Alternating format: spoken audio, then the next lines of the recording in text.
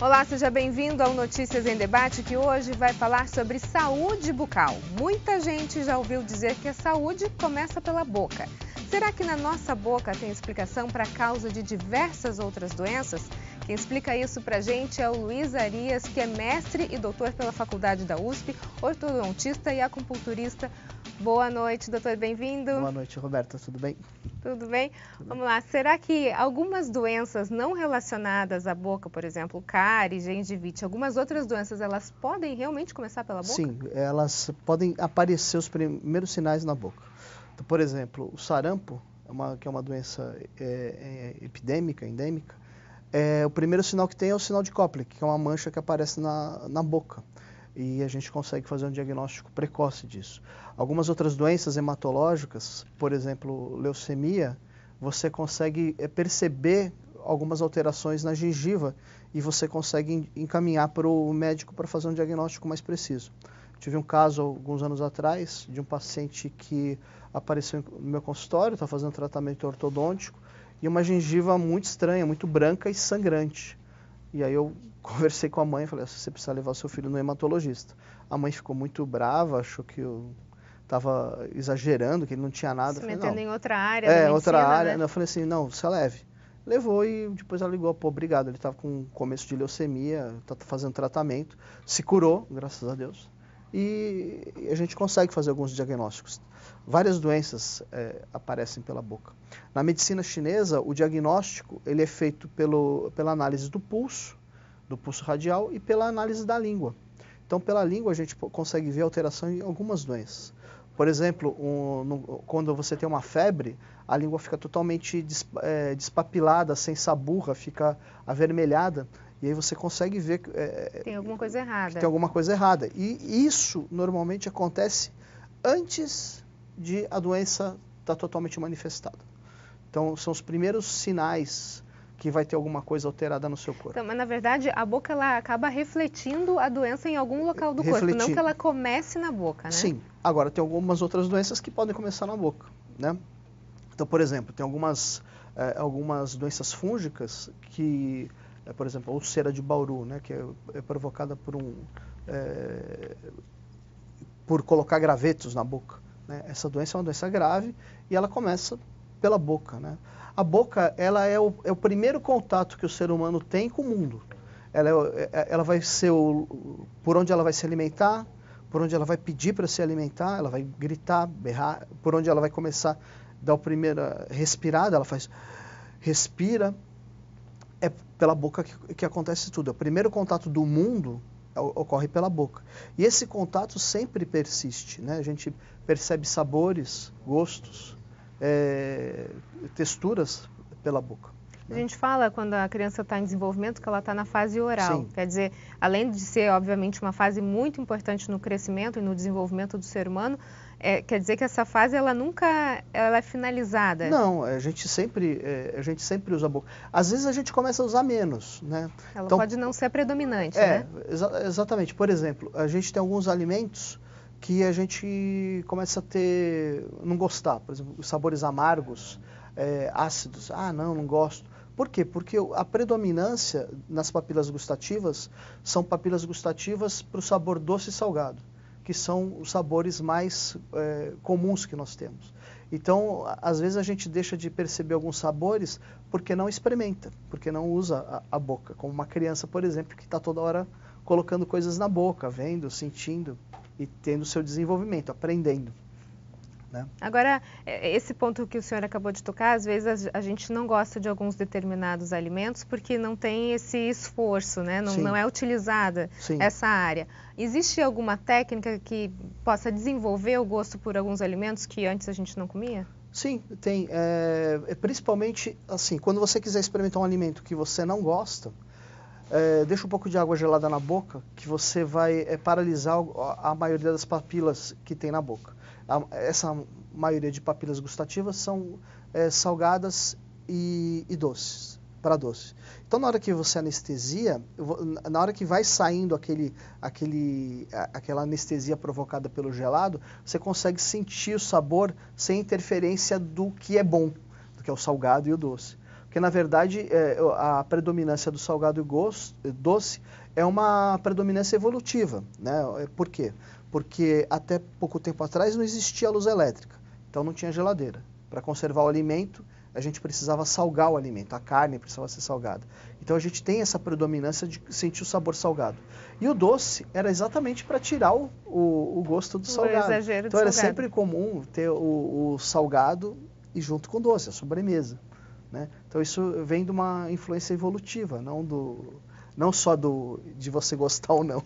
Agora, todo esse histórico que a gente tem na boca, a boca ela pode refletir alguma história emocional da pessoa? Sim. Sempre, quando você leva uma queda, você faz uma cicatriz. E dependendo daquela queda, você sempre vai lembrar daquela cicatriz. Imagine que cada dente que erupciona na boca, ele está provocando uma cicatriz na gengiva. Ele provoca um ferimento e uma cicatriz. E aquilo tem uma lembrança associada com aquele momento que a criança está vivendo ou o adolescente. Então, sempre vai ter uma ligação emocional. Existe um autor que chama Christian Beyer, que ele estudou muito a decodificação de cada dente. O que cada dente significa do ponto de vista emocional. E ele chegou à conclusão que o lado direito da arcada superior, ele representa nossas relações com o masculino. O lado esquerdo da arcada superior, nossas relações com o feminino. E a mandíbula representa nós mesmos. E como que a gente se relaciona com o masculino e o feminino? Masculino pai, feminino mãe. Não necessariamente que o masculino seja pai, porque às vezes quem faz a função do pai é a mãe. O lado mais autoritário, a gente pode autoritário dizer? ou mesmo de dar os exemplos de masculinidade, né? São exemplos que a gente observa. Então, por exemplo, eu tive um caso de uma criança que a mãe se separou do pai e estava tudo bem, e eu acompanhava essa criança desde pequena.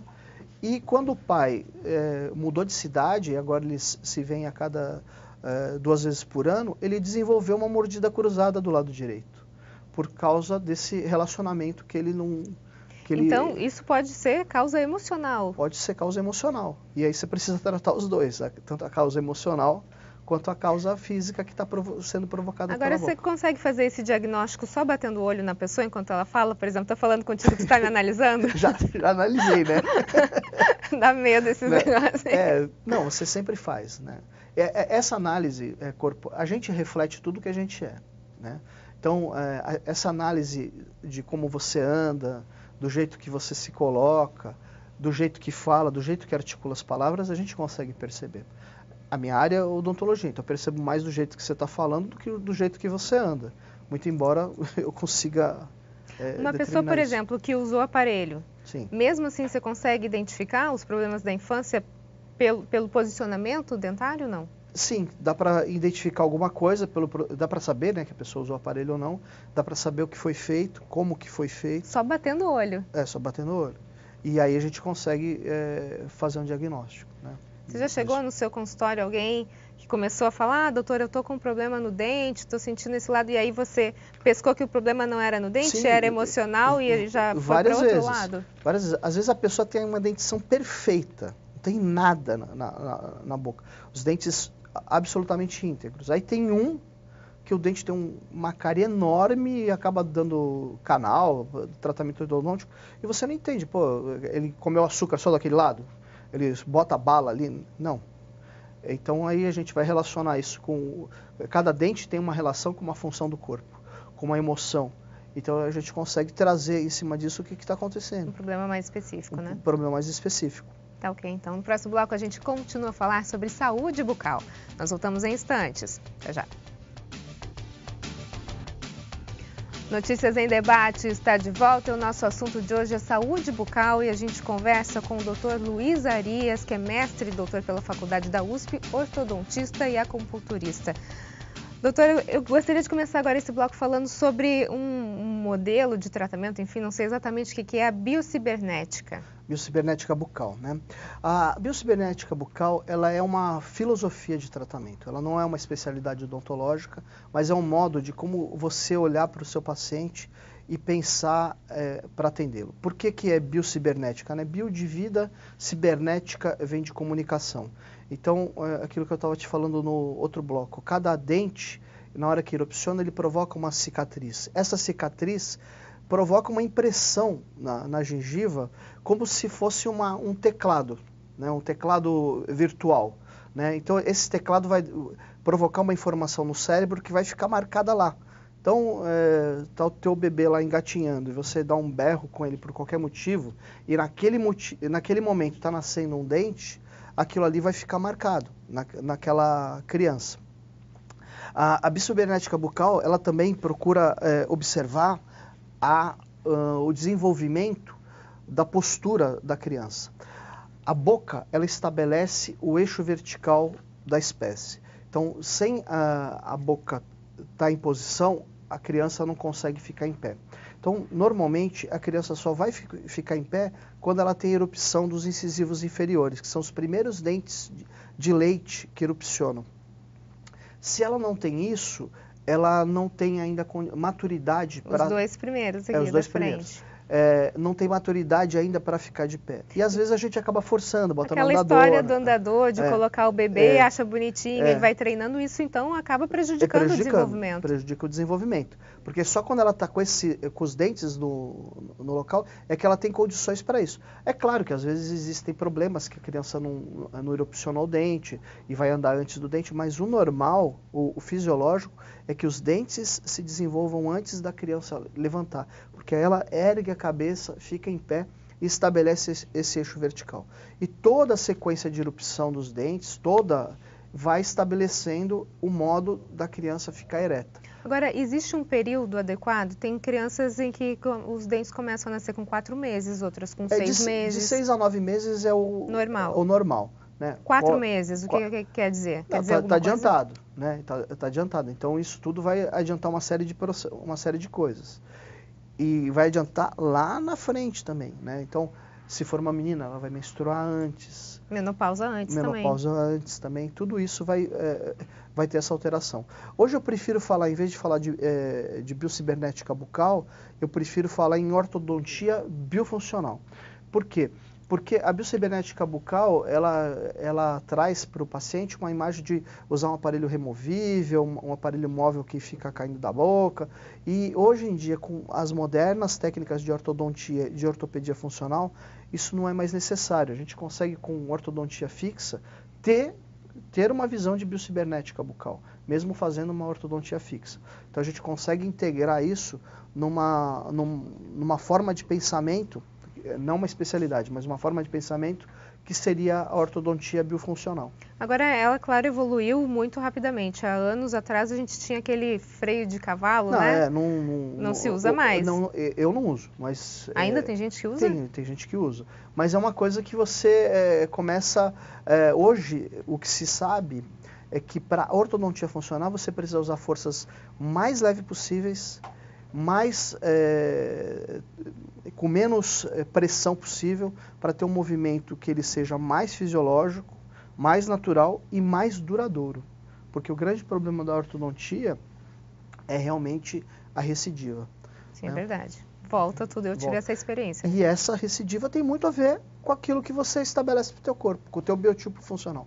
Se você tem um problema com o teu pai, né, que não foi resolvido, por exemplo, você tem aquela mordida cruzada direita, você arruma ortodonticamente, mas você não resolve aquele problema que você teve com o seu pai, é muito provável que você vai desenvolver a mordida cruzada de novo, porque essa mordida cruzada, ela é um sinal de que alguma coisa está errada. O corpo nosso, ele apresenta esses sinais. E a gente, às vezes, insiste em não observá-los. Agora, já que a gente está falando que o corpo ele é completamente interligado e os dentes contam a nossa história, uma ortodontia mal feita, e existe esse tipo de trabalho, infelizmente, né? Ela pode até, de repente, desencadear algum tipo de doença? Pode desencadear vários tipos de transtornos, principalmente posturais. Era muito comum, e não é uma prática iatrogênica, é uma prática que, no meu modo de ver, equivocada, a extração de 4 dentes premolares para fazer o alinhamento dos dentes.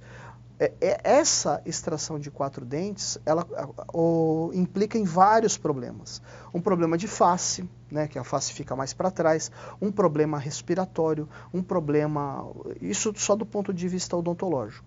E fora do ponto de vista que esses 4 dentes, de acordo com a medicina chinesa, de acordo com a acupuntura, estão relacionados a determinados órgãos do corpo.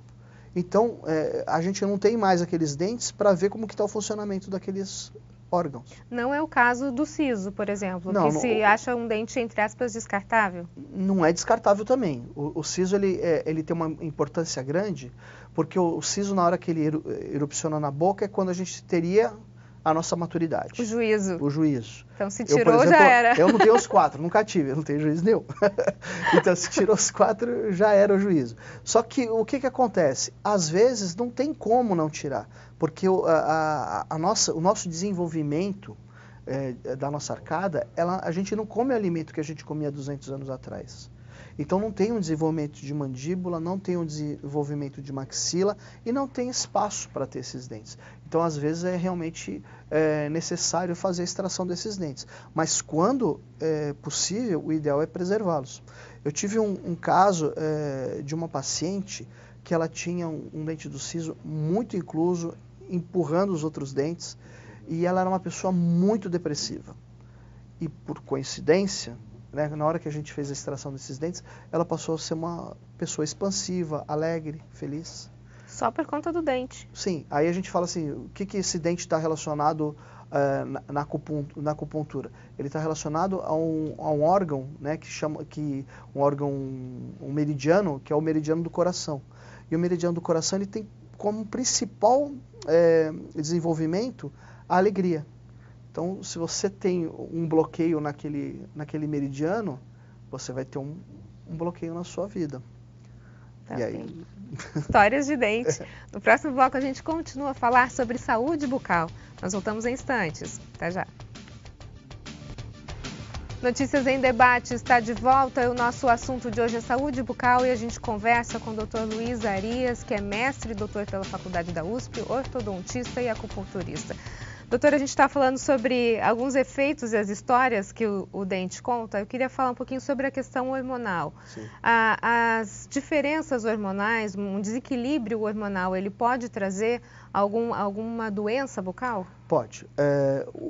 O osso, né, e dentre deles o osso da boca, para ele ser formado, e ele está sempre em processo de formação constante, ele precisa de uma série de hormônios. Quando você tem uma alteração hormonal, você pode ter uma perda óssea importante, uma perda de cálcio importante. Então, a suplementação de alguns minerais é muito importante para a gente ter um equilíbrio, tanto hormonal quanto físico. Para você ter uma ideia, a gente estava falando do desenvolvimento da criança. A menina, que a gente sabe que vai menstruar, quando o canino superior ele está em posição. Enquanto ele não está em posição, a menina não menstrua. E se menstruar, ela vai ter uma desregulação. Ela não vai estar menstruando naquele ciclo de 28 dias, vai ter uma alteração. Então, os dentes, eles informam como que estão esse controle hormonal, né? Como que é esse controle hormonal. Um bruxismo, por exemplo, que aparece, aquele desgaste de dente, Sim. que a gente acaba dando problema de ATM, ele muitas vezes tem a ver com uma fadiga adrenal, que é aquele cansaço, aquele estresse que provoca. E isso é uma alteração hormonal importante. Então não adianta só resolver o problema do bruxismo se não resolver o problema sistêmico que está ocorrendo. Alguns dentistas falam que o bruxismo na infância, até 4 anos, é considerado normal. Sim. Por quê? Porque o bruxismo ele é um processo fisiológico de desgaste dos dentes para os outros dentes erupcionarem. Então, se não tiver o bruxismo na criança, o dente permanente não tem o aviso para ele erupcionar. Então, precisa ter esse desgaste. Às vezes, não ter o bruxismo na criança acaba atrasando a dentição permanente. Então, esse bruxismo é fisiológico. Só que, claro, tem que ser um bruxismo em alguns dentes, um bruxismo que seja bem observável. e que não seja um bruxismo patológico. O bruxismo, só para as pessoas entenderem, é aquele ranger de dentes, né? Ou apertamento. Apertamento, né? também é chamado de bruxismo. É a mesma doença, só que com manifestações diferentes. E às vezes esse bruxismo ele pode estar relacionado também com algumas doenças sistêmicas, como, por exemplo, verme, né? Pode aparecer bruxismo. Na minha tese de mestrado, eu trabalhava com crianças que tinham, meninas que tinham síndrome de Rett. A principal característica da síndrome de Rett é bruxismo diurno e crises epiléticas durante o dia, crises convulsivas durante o dia. A gente desenvolveu um trabalho com acupuntura em um aparelho que eu desenvolvi, um aparelho ortodôntico, e a gente conseguiu diminuir esse bruxismo. E o que a gente observou é que quando diminuiu o bruxismo, diminuiu as crises convulsivas. Então né? tá ligado, né? Isso aí tá ligado. Não é um dado que eu pude pôr no resultado da minha tese, mas que foi abordado na discussão e alguns médicos levam isso em consideração quando atende hoje. Dores de cabeça, doutor, elas podem ter origem na boca? Grande parte das enxaquecas e dores orofaciais que atingem a cabeça tem origem na boca ou na sua articulação, na articulação temporomandibular. A nossa face, a gente se expressa pela face. A gente se expressa conversando, mexendo a mão, mexendo o rosto, fazendo expressões. E hoje em dia a gente vive muita tensão. Então essas tensões se refletem na face. Se reflete na face e a gente vai ter essas alterações provocando dores de cabeça, etc. Né? A gente estava conversando antes, em off, em relação ao Botox, né? Que muita gente usa Botox para tirar ruguinha e tal. E saiu um artigo recente que o uso do Botox leva a um problema no movimento de mãos. O Botox no rosto? No rosto. Por quê? Porque você está impedindo a expressão facial, e a expressão facial ela é uma resposta do cérebro para aquilo que você está vendo. Só que quando a gente não conversa só com o rosto, com as expressões faciais. A gente usa a mão, movimenta. Então, se você está tendo um bloqueio, né, um impedimento daquela expressão se manifestar no rosto, vai ter também na mão. Agora, tem alguns médicos que aconselham colocar Botox no maxilar, por exemplo, para quem tem esse apertamento ou quem range muitos dentes. É um tratamento, o tratamento com Botox na TM é um tratamento paliativo, não é um tratamento... Não vai resolver. Não vai resolver. Do mesmo jeito que a placa para TM é um tratamento paliativo, não é resolutivo. Para resolver esse problema, temos que remover a causa emocional, né, aí que entra a acupuntura, e a causa local, que vai ser o reposicionamento dos dentes, ou com aparelho fixo, ou com aparelho ortopédico funcional. Mas que a gente pode saber que a nossa boca nos dá de história. Por exemplo, um problema de coluna, uma escoliose, um problema na planta do pé, pode refletir na boca? A posturologia, a gente consegue observar a alteração da boca na planta do pé. Eu tenho um aparelho no meu consultório, que é um podoscópio, que a gente coloca o paciente em pé e a gente vê a marca que se faz na pegada. Essa marca se modifica quando a gente coloca o aparelho. Por quê? Porque você tem um equilíbrio da distribuição de forças no teu corpo. Que eu posso jogar o meu corpo mais para o lado direito e ficar pisando mais para o lado direito. Posso jogar o meu corpo mais para o lado esquerdo e jogar mais para o lado esquerdo. Só que na hora que você alinha a tua arcada, alinha teus dentes, essa posição se verticaliza e reflete na posição dos teus pés. Quando a gente tem uma escoliose, é muito fácil para eu ver na hora que eu pego uma documentação ortodôntica, eu olho o modelo e falo assim, pô, você tem escoliose, né? Só olhando pelo dente. No modelo. Por quê? Porque na linha da RAF mediana, que é aquela linha do palato, ela está torta. Quer dizer, então, às vezes a pessoa procura um ortopedista e deveria procurar um dentista, deveria procurar os dois. Tá ok. Doutor, muito obrigada pelas suas informações. Obrigado a você pelo espaço.